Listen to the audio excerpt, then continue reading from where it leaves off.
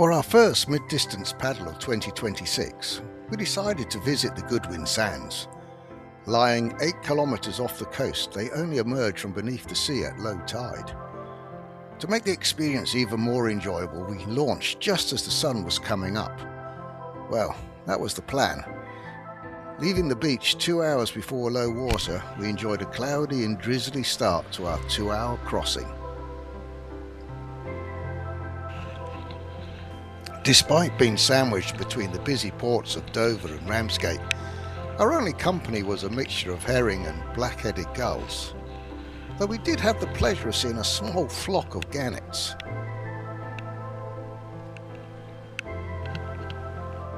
It's not until you're almost on top of the sands that you see them. Lurking just below the surface, they slowly appear, giving you a sense of achievement, knowing you've arrived. It's a most surreal feeling, slowly paddling between islands of sand 8 kilometers offshore. You look around at sand stretching off into the distance and begin to realize just how beautiful nature can be.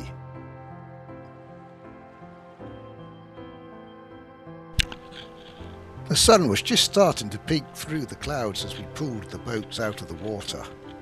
With the tide running in a southwesterly direction at 3 knots for the next 2 hours, we knew the journey back would be quicker, so we poured ourselves a coffee and posed for the group photo.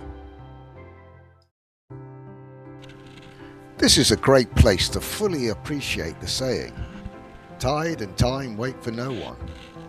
From the moment we landed, the water continued to rise, slowly, relentlessly eroding our breakfast spot. Climbing back into the boats, we waited patiently for the water levels to gently lift us off the sand. One last chat about the course we planned to paddle. Then, with the sands disappearing below us, we set off.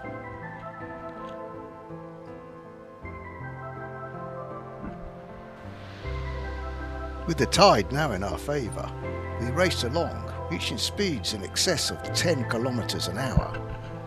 Soon the thin grey strip of coastline slowly started to form into recognisable shapes of fields and houses, with the ever-present white cliffs of Dover clearly visible on our left-hand side.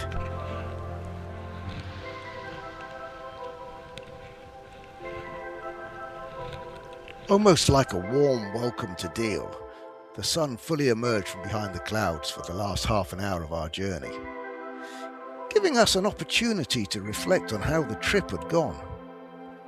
Whilst the spring tide guaranteed us a landing on the sands, we faced a strong tide against us for a lot of the way there, and messy water as the tidal flow pushes out of Kayak Gut. Maybe we should have gone on a neap tide, or set off an hour later. All good questions to ponder, perhaps over a pint. But for now, with a gentle landing, our paddle ended.